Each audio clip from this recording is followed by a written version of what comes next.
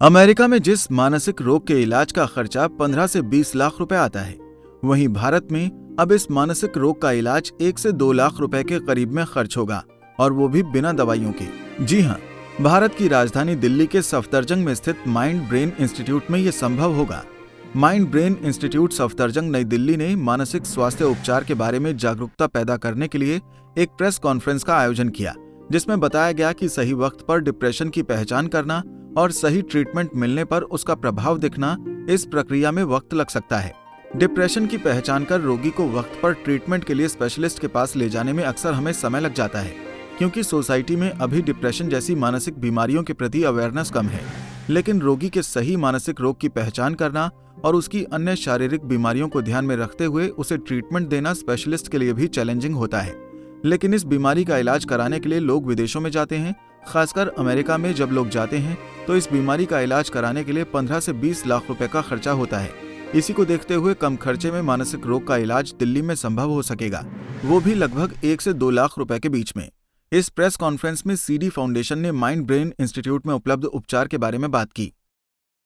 नई दिल्ली में ये एक नया ट्रीटमेंट हमने लॉन्च किया है, जो कि काफ़ी सालों से अमेरिका में चल रहा है, जिसको डॉक्टर अनुरंजन बिष्ट देख रहे हैं और वो इसके फाउंडर हैं।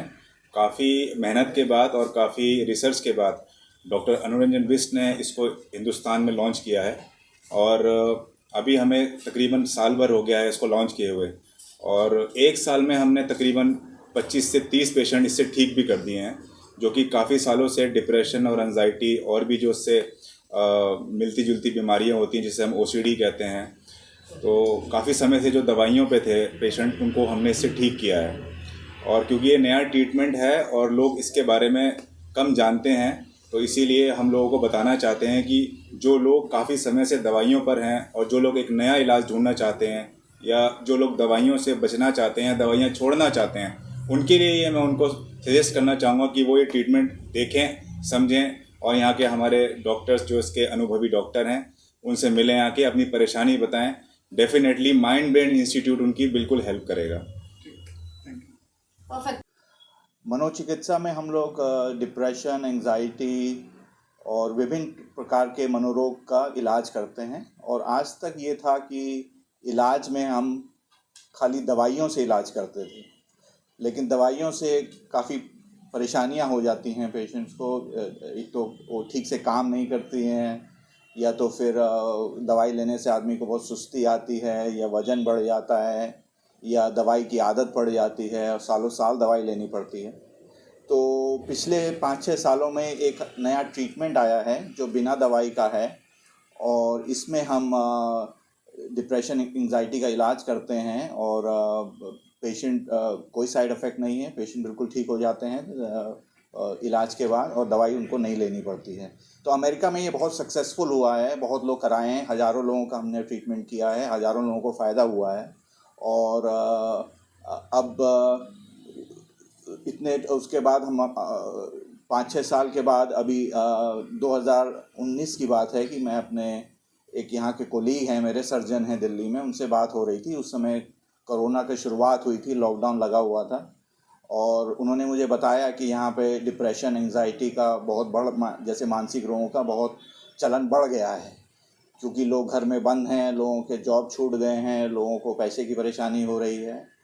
तो इसको देखते हुए हमने ये कोशिश की है कि ये ट्रीटमेंट को हम इंडिया में लाएं और यहाँ पे लोगों को इससे ज़्यादा से ज़्यादा फ़ायदा हो। तो इसलिए पिछले 6 महीने से हमने यहाँ पे स्टार्ट किया है। सबसे बड़ी बात यह है कि लोगों को इस ट्रीटमेंट के बारे में पता नहीं है, पर ये बहुत अच्छा ट्रीटमेंट है। दवाइयों के मुकाबले बहुत ज़्यादा इसका अफेक्ट है, इसका कोई साइड इफ़ेक्ट नहीं होता है, और ट्रीटमेंट के बाद जो है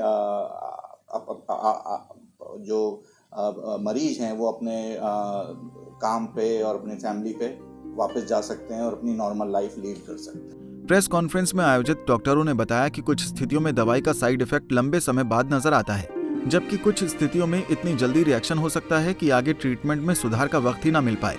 इसलिए उन्होंने कहा कि इस उपचार की तकनीक को भारत में शुरू किया जा रहा है। इसके अलावा सीडी फाउंडेशन की चारुदास ने कहा कि इस कठिन समय के दौरान अपने मानसिक स्वास्थ्य का ख्याल रखना जरूरी है। मेंटल हेल्थ आज के दिन बहुत ज़रूरी है।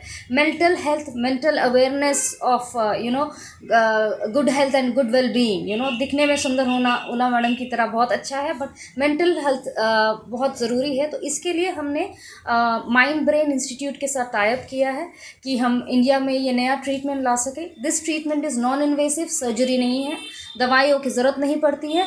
It's magnetic waves which according to consultation is given to patients. बहुत असरदार है, कम समय में असर दिखाता है, इकोनॉमिक है। एज यू नो, अमेरिका में ये 15 से 20 लाख लगता है। इंडिया में इन्होंने as of now awareness create करने के लिए मासेस को देखते हुए इसका कॉस्ट 1.5-2 लाख रखा हुआ है for the initial 1 month session. आप सब जानते हैं कि हिंदुस्तान में काफ़ी लोगों को फाइनेंशियल क्राइसिस हैं और देखा गया है कि कोविड के बाद तो काफ़ी लोगों का बिजनेस ड्रॉप हुआ है, जॉब्स चले गए हैं। तो अब परेशानी ये आ रही है कि इलाज भी चाहिए और पैसे की भी परेशानी है। उसको मद्देनज़र रखते हुए हमने इसमें काफ़ी फ्लेक्सिबिलिटी रखी है। फ्लेक्सिबिलिटी का मतलब ये है कि अच्छा डिस्काउंट रखा है।